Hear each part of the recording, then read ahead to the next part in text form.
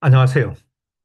오늘은 조선일보의 이재명 죽이기, 과도한 칼럼으로 비난하는 거의 폭행 수준이 아닌가 싶을 정도로 반복해서 일어나는 이런 이야기에 대해서 한번 전 짚어야 할 것 같아서 준비해 봤습니다. 자료를 보면서 말씀 나눠보죠.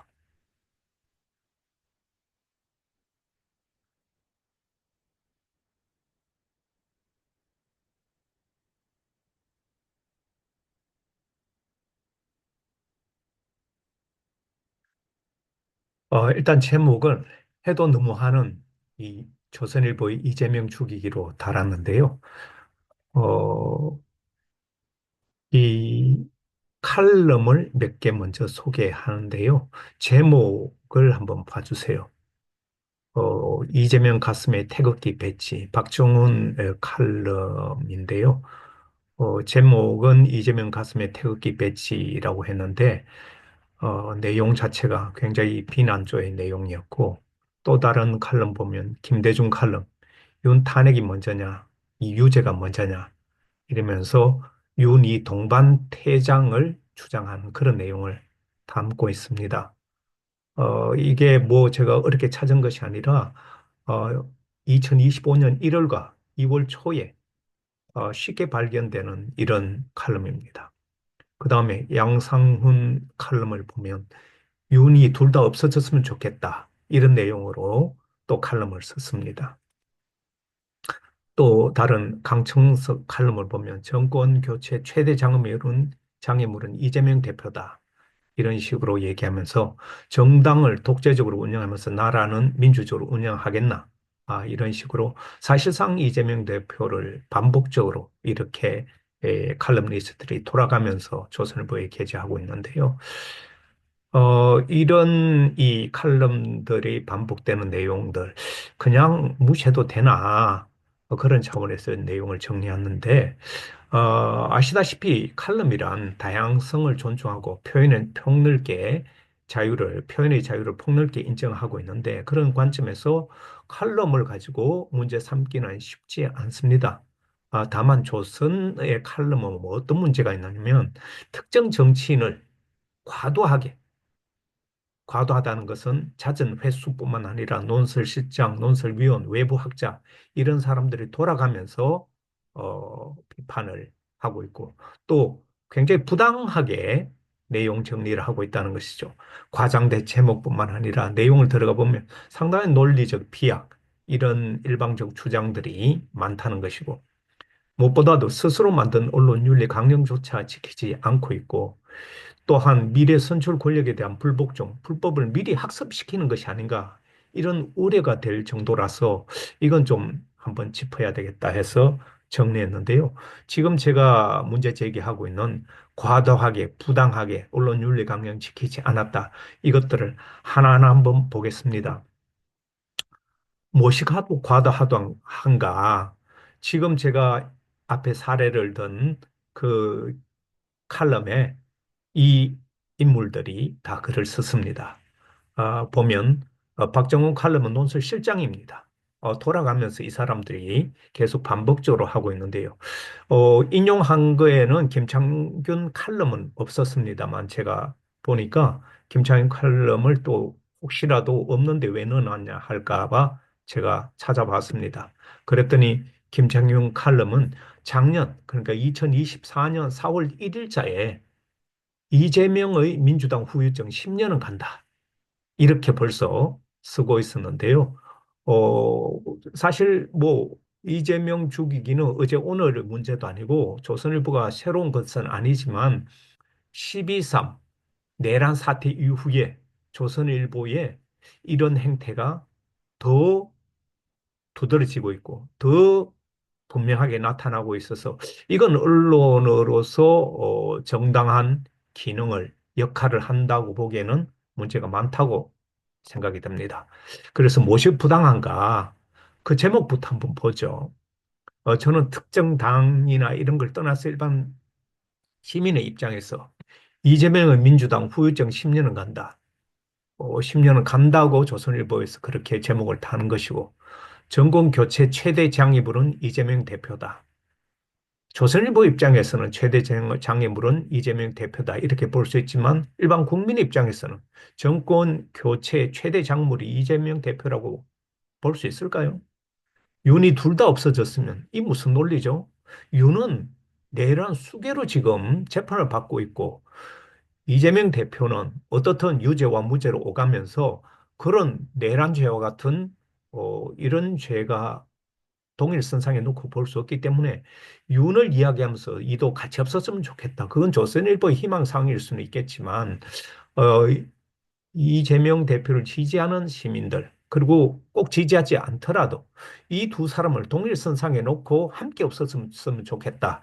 이런 것은 좀 너무 지나치지 않는가 그런 생각입니다. 또 칼럼의 내용을 보면 상당히 부당한데요.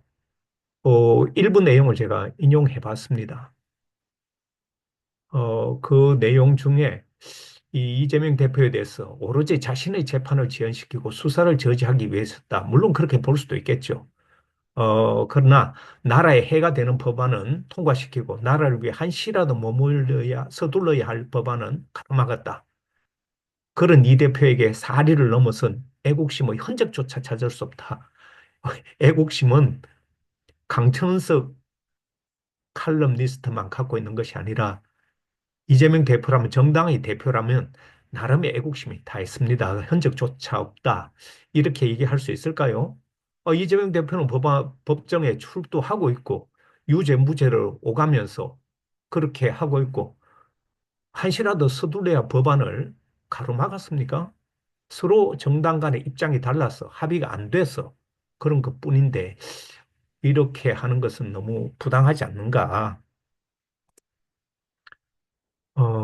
또 이 강청석 칼럼니스트 내용을 보면 정권 교체의 최대 장무일이 이 대표란 사실을 부인할 수 없게 됐다. 조선일보가 그렇게 생각하는지 아니면 국민의힘에서 그렇게 생각하는지 몰라도 지금 정권 교체의 왜 최대 장애물이죠. 최대 희망이 민주당에서는 이재명 대표라고 하는데 이 대표는 민주당이 1인 독재 체제로 운영하고 이견에 싹까지 뭉개버렸다. 과연 그런가요? 민주당 내에서 다른 목소리를 내던 사람들이 스스로 당을 떠나고 당원들 중심이 되는 그런 정당을 만들었다는 주장도 있거든요. 정당을 비민주적으로 운영한 사람이 민주적으로 운영하겠는가? 이것이야말로 비약입니다.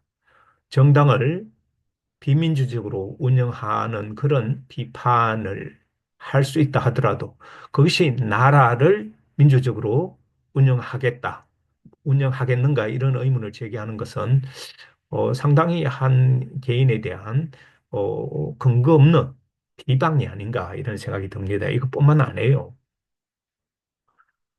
어, 정권 교체 여론조사. 여론조사라는 걸 맹신하면서 정권 교체 여론조사 60% 넘는다. 그렇게 하고 또 이재명 대표는 압도적으로 지지를 받고 있다. 그렇지만 35% 안팎에 갇혀 있다. 이 두 개의 다른 여론조사, 이런 내용을 가지고 섞어가지고 정권 교체론과 이재명 대표를 이렇게 논리 전개하는데 상당히 문제가 많습니다. 그러면서 결론은 이 많은 국민이 윤이 둘 다 없어지면 좋겠다는 생각을 갖고 있다고 봐도 크게 틀리지 않을 것이다. 이게 무슨 소리입니까? 아니, 자기 스스로 다른 주자들에 비해서 압도적이라고 얘기해놓고, 그리고 정권 교체는 60%가 넘는다고 그러는데, 왜 윤이 둘 다 없어졌으면 좋겠다는 생각을 갖고 있다고 결론을 내리죠? 윤은 없어지더라도, 윤은 지금 압도적인 지지를 받고 있다면서, 근데 왜 없어졌으면 좋겠다는 생각을 갖고 있죠? 이 대표 지지하는 사람들의 생각은 요만큼도 생각 안 하고 조선일보가 이런 논리적 비약을 하는 것은 다른 생각이 있어서 그렇지 않은가 의심을 할 수밖에 없어요. 자, 또 조선일보는 그 뭐 어떤 윤리 강령을 위반하고 있는가 보면 조선일보 윤리 강령에는 언론의 자유와 책임이 나와 있습니다. 아주 잘 나와 있죠, 내용이. 헌법이 보장하는 언론 자유를 소중히 여긴다 이런 내용이 쭉 있는데요.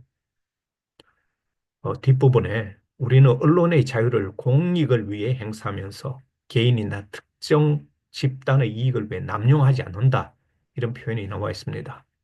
이것이 과연 조선일보가 지금 하고 있는 그런 칼럼이나 논술 내용이 이런 윤리 강령과 합당한지 아니면 이 윤리 강령 위반인지 스스로 한번 돌아봐야 되지 않겠어요? 제가 봤을 때는 윤리 강령 위반에 해당할 가능성이 굉장히 높은데요. 언론의 자유와 책임뿐만 아닙니다. 진실 보도에 대해서 언론 윤리 강령에는 이렇게 나와 있습니다. 편견이나 선입견에 치우치지 않는다. 진실 보도를 위해서 끊임없이 노력한다. 물론 이거 보도와 칼럼은 조금 다르지만 칼럼에서도 논설에서도 편견이나 선입견에 치우치지 않도록 해야 되는 것이죠. 또 공정성 부분이 있습니다. 조선일보 이 언론윤리 강령에는 모든 산업을 공정하게 다룬다. 균형 잡힌 시각을 유지한다. 특정 주장을 일방적으로 강조하거나 다른 의견을 묵살하지 않는다. 이런 내용들이 있습니다. 얼마나 좋은 이야기입니까? 이런 윤리 강령을 최소한 한 번쯤 고민하고 글을 써야 되지 않을까. 자신들이 내세운 언론 윤리 강령이라는 것은 모든 언론이 그러니까 기자와 논설위원, 칼럼니스트가 지켜야 할 하나의 행동 강령, 윤리죠. 그것을 지키지 않는다는 것은 말하자면 언론이라는 공기를 거기에 쓰는 이 칼럼이 말하자면 국민들이 기대하는 그런 언론의 믿음, 신뢰를 저버리는 것이기 때문에 이런 공정성은 지켜도 되고 지켜지 않아도 되는 그런 것이 아닙니다. 저는 칼럼의 생명은 이렇게 정리할 수 있습니다. 모든 칼럼은 주관적 주장을 할 수 있고 또 나름대로 꼭 공정성을 안 내세우더라도 자신의 이야기를 할 수 있는데요. 그렇지만 스스로 만든 윤리 강령은 최소한 준수해야 된다. 그리고 특정 정치인의 단죄는 사법부나 국민 유권자의 몫입니다. 언론이 먼저 나서서 특히 특정 언론사가 먼저 나서서 유죄나 무죄를 속단하게 되면 여론 정치가 되어버립니다. 여론 정치는 한 개인의 행복 추구권이나 집단의 어떻게 보면 정당한 재판을 받을 권리나 그런 행복 추구권마저도 굉장히 저해할 수 있는 그런 요소가 있게 됩니다. 그렇게 되면 언론이 아니라 사회적 흉기가 될 수 있고 정치적 기관지가 될 수 있다. 이런 비판을 받게 됩니다. 조선일보는 아시다시피 우리나라 최대 신문사고 지금도 상당한 영향력을 발휘하기 때문에 저는 조선일보가 언론으로서 본연의 사명에 충실해야 되지 않는가 그런 관점에서 이런 것들을 한번 되돌아볼 필요가 있다고 생각합니다. 저는 조선일보의 논설위나 칼럼니스트들에게 당부드리고 싶은 것이 있습니다. 자신의 칼럼만 보지 말고 조선의 칼럼니스트 제목이라도 한번 쭉 보라는 것이죠. 특정인을 향한 비난, 폭력 그 반복성이 문제가 되지 않는가? 내가 이 칼럼, 이 주제를 쓸 때 이미 다른 논설위원이나 논설실장이 아니면 외부 칼럼니스트가 또 작성하지 않았는가? 적어도 그런 거를 또 한번 봐야 되는 것 아닙니까? 아니면 서로 연합해서 오늘은 너가 이런 걸 쓰고 내일은 이런 걸 쓰자 사전에 담합이라도 한다는 것입니까? 저는 그렇지 않기를 기대하고요. 신념이 지나치면 독단, 맹목주의에 빠질 수 있습니다. 여기에 조선이 앞장서고 있다는 이런 비판이 시민단체로부터 나오고 있는데 저는 조선일보가 그 영향력에 걸맞는 역할 해주시길 바랍니다. 왜냐하면 언론의 사회통합 기능은 언제나 중요하고 또 이러한 이 권력의 전환 시기에는 언론의 기능, 역할이, 사명이 매우 중요하기 때문에 이런 부분에 있어서 우리는 다시 한번 경각심을 가져야 된다. 이렇게 생각합니다. 감사합니다. 여러분께서는 어떻게 보셨습니까? 저는 조선일보에 대해서 특별하게 NT 생각이 없습니다. 조선일보는 다양한 뉴스를 제공하고 있고 그게 많은 정보들이 있기 때문에 조선일보를 사랑하는 독자들이 많다는 것은 그만큼 독자가 많다는 것입니다. 다만 오늘 문제 삼은 것은 이런 칼럼니스트들, 이런 논설위원들이 반복적인 그리고 과도한 이런 행태는 그 비단 이재명 대표가 아니라 또 다른 사람이라 하더라도 그것은 좀 절제되고 자제돼야 된다. 그런 차원에서 말씀드렸는데요. 여러분 어떻게 생각하십니까? 여기까지 하겠습니다. 감사합니다.